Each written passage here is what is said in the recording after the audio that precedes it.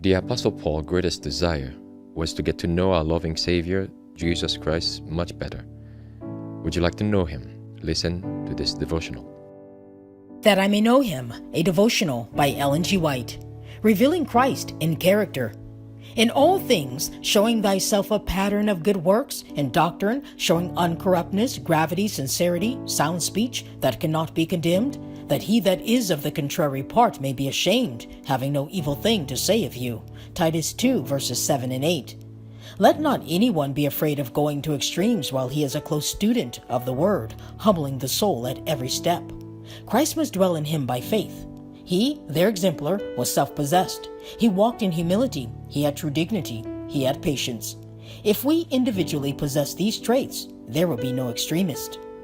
Christ never erred in his judgment of men and of truth. He was never deceived by appearances. He never raised a question but what was clearly appropriate. He never gave an answer but what was fitting and right, to the point. He silenced the voice of the cavilling, shrewd, and cunning priest by penetrating through the surface and reaching the heart, flashing light into their consciences, which annoyed them, but they would not yield to conviction.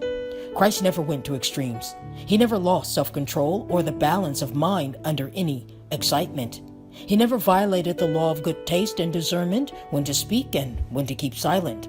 Then if all who claim to see the precious golden rays of the light of the Sun of Righteousness will follow the example of Christ, there will be no extremist.